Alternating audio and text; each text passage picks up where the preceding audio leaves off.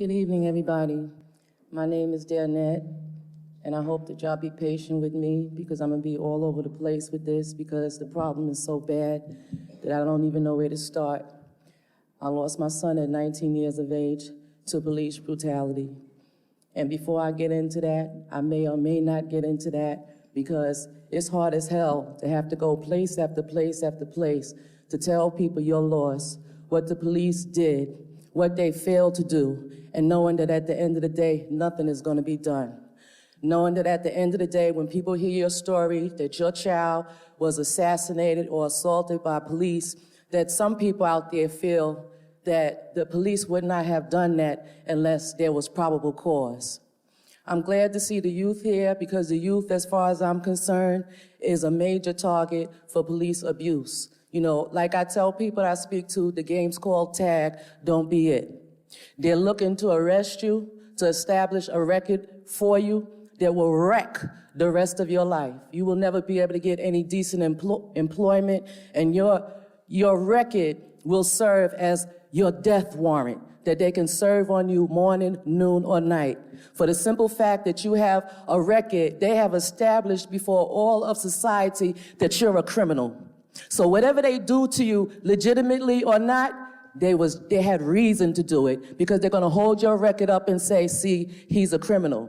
When you get arrested in the street for nonsense, like somebody said, they try to get you to make a plea so that you can leave. Because when you get arrested, nobody wants to stay in central bookings. You want to go home. You want to be with your family. So it's easy to cop a plea.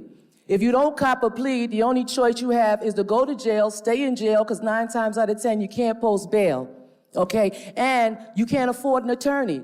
And the attorney that they will appoint for you will be the same attorney who works for the state who's bringing the charges against you in the first place. Do you understand that? Okay, they use police to arrest you, okay? And then they have their prosecutor to prosecute you. And if you can't afford your own attorney, the same state that's trying to throw you behind in jail will prevent an attorney for you to defend you. But truth be told, they don't defend you. It costs too much time and it costs too much money for them to give you a proper defense. So the only thing that they could do is aid you in copping a plea. So now you got a record. You home and you could go home, but you just got. My son was 19 years of age. And like many of you again, my son had just reapplied to go back to school. Because like many of you, he got tired of school. He got tired of cops in the school. He got tired of teachers in the school that make it clear that they care less whether you get an education or not. They'll tell you straight up, I'm here for 8. When I do my 8 hours, I go home. You either get the education or you don't, I care less, okay? And then you have your other issues. You're in school, you get harassed by the police in school, you on your own. The principal ain't got your back, the teacher ain't got your back, and your mother's telling you, go to school and get your education. So you on your own, okay? My son decided to go back to school, apply for a GED course, which many of y'all know they're like non-existent now because they cut funds for that. Because like I said, you are the target. They're messing with your education so that you can't, once you decide to get your education together, there's little or no means for you to do so. If you stay in the school system as it is, you got 3 and 4 schools inside of the school that you're going to, and they expect you to go in there and get an education. When you're home and you're in your area, you get arrested, you get assaulted, you get harassed by the police for doing nothing except standing in front of your building. Today, you're not allowed to stand in front of your building, you're loitering. And if you're walking up the street by yourself and they could stop you, frisk you, and cuss you out at the same time. And if you open up your mouth, they're going to whoop you behind and send you to jail. Okay? This is the situation that we're living with. And I'm here to tell you there's been a severe disconnect between the powers that be. When I say the powers that be, I'm not talking about elected officials. I'm talking about people who's out there who's supposed to be leading the people, defending the people, fighting for your civil rights. It's not like that no more. Okay, it's a whole nother different thing going on because it's not politically correct for a politician or even some civil rights leaders to stand up there and defend people in the hood, as they say. People who are known thugs, people who have criminal records. It's not politically correct for them to get up there and say, what these officers did to you is wrong. They're not going to do it. very few are going to do it. And even when they do it, they're hard-pressed because, like I said, society has established you're a criminal. You're criminal-minded. In the case of my son, he applied to go back to school to get his GED, took the test, and got accepted into the school and was out celebrating with his boys. They went to the movies, hung out, and shots rang out, as they often do in our community. People were shooting. My son got caught by a stray bullet. Him and his friends attempted to run 2 blocks up to Lincoln Hospital. Y'all know where Lincoln Hospital is? It happened right over by Lincoln Hospital, right on Cortland. They ran 2 blocks up, got a block in front of the hospital, and NYPD pulled up with their guns out and demanded, put him down. You know, my son's friends is like, no, we're not putting him down. He got shot. We taking him to the hospital. They cocked their guns, threatening if they didn't put him down that they was going to shoot them. Okay, and they're pleading, he's our brother. We just want to get him to the hospital. And they threatened to shoot them. They put my son down. They took his 2 friends, put him in a police car, and did nothing.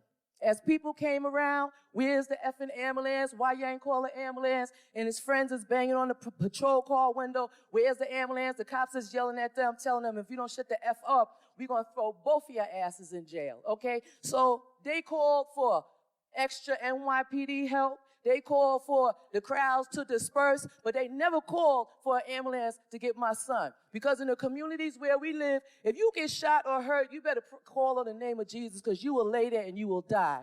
And most people in these communities, we know the ambulance don't come. The police don't make no attempt to get you any help, but they say that the reason why these hundreds and hundreds of police are in our community is for our protection and for our safety. Meanwhile, you have my son in need of assistance, they don't give him no assistance. And then on top of that, those that was there trying to assist him, upon threat of being fired upon, they don't even allow them to assist. So I ask you, for what are they in our communities? As far as I'm concerned, it's nothing but a military occupation. That's all it is. They're not trying to protect anybody. They're not trying to secure anybody's safety. They're trying to keep you contained, in order. Okay, contained and in order and doing what they want you to do, which is whatever the hell they want you to do at the time, okay? Because they don't want you to live. They don't want you to go to school. They don't want you to get an education. You can't hang out in the parks where you are. What is it that you can do? What they want you to do is lay down and die. That's what they want you to do. You know, if you get a record, you can't get a job. And if having no other alternative, you decide to go out there and sling drugs, like I don't know why they glamorizing it, because it's not that glamorous to have to look over both sides of your shoulder, wondering if somebody's going to rob you, wondering if the cops is going to arrest you, and then the money that you're making, it ain't worth it in the first place. But people do this because they have no other option. It's particularly when they have a record. But in these communities, you could kill folks, but you can't sell drugs. Okay? Hundreds and hundreds of people left and right is dying in our communities. Okay? And the cops don't do nothing about that. But they say they're there to protect and to serve. So, but you have to ask the question, if that's the case, how is it that the youth, for all the reasons that I just mentioned, so desperate, so hopeless, with no way of defending themselves, no father around, you live in a community and you food, as they say. You could be got at any time, any shape, form, or fashion. They have no choice but to protect their own selves by any means necessary, because the police is not going to do it. What you expect them to do? Call the police to go get somebody off of them when the police is the ones that harass them 24/7, curse them out, throw them in jail? No, so it's every man for himself. And until the older people who call themselves looking out for civil rights and protecting the people in the community, until they understand where they are coming from, there's going to forever be a disconnect between the youth and between the adults. And the adults, you trying to retire, you trying to go on with your life, and it's going to be the youth that's going to be expected to take care of you, if there's any left.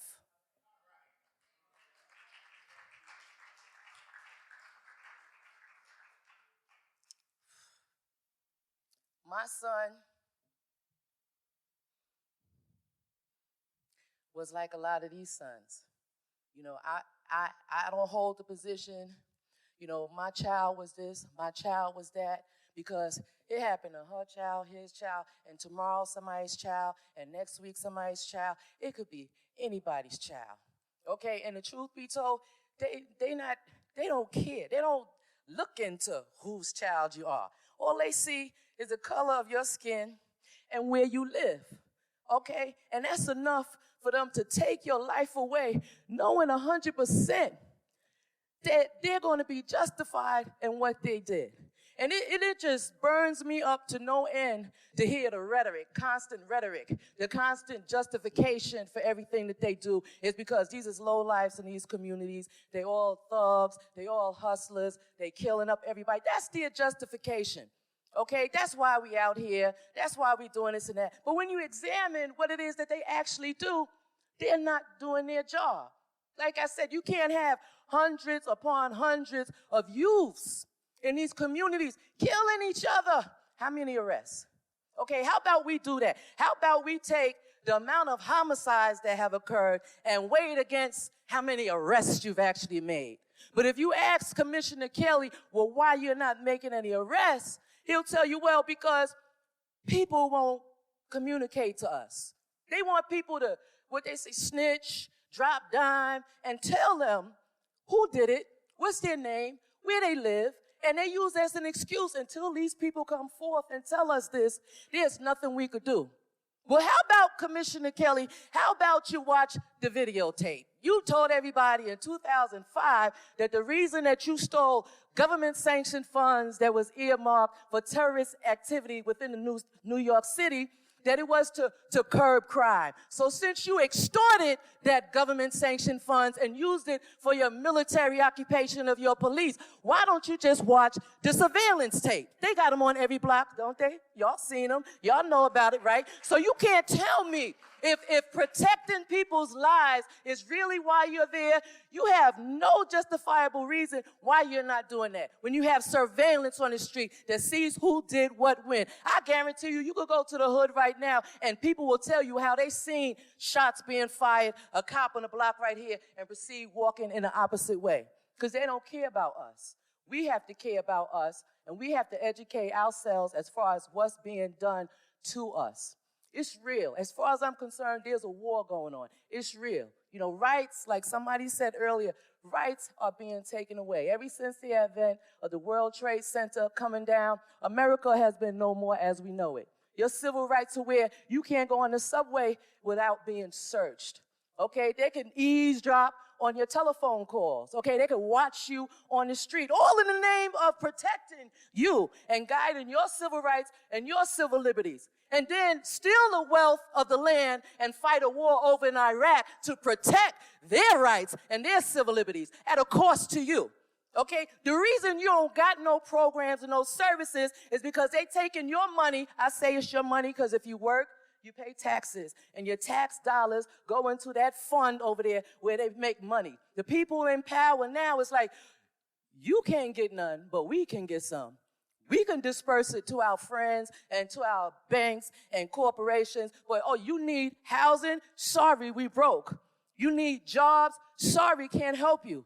You need whatever you need? Sorry, we can't help you. But go back out there and keep working on those jobs. Keep struggling to pay your bills. That's big pimping. Y'all want to know what pimping is? That's big pimping all day long. Where the government takes your money that you make and spends it on whatever the heck they want, but you can't get none. But requires that you keep going out there and making that money. That's what that is all day long. And like I said, I know I would be all over the place with it, but as far as I'm concerned, it's all relevant. One thing has one thing to do with the other. It's all relevant. Anytime that you can live in a state called America where you're supposed to have freedoms and you're supposed to have liberties and the government is supposed to serve you and the government sees that you're in need and ignores that need. Okay, you struggling, you can't pay your bills, you can't pay your debt, but turns around and gives relief to the banks who is the ones who have you in debt because of their high interest. Okay, they gave you a loan, you can't pay it, now they cry broke. The government bails them out. You can't get none. But the same people who hold you hostage and demand payment, they get the money. The government sees to their aids and leaves you off on your own. So it's not only in the hood that you off on your own, it's right on down the line. It's from the top to the bottom. And until we start telling the truth about what's going on, we are not going to understand the game that's going on. The game's called tag. Don't be it.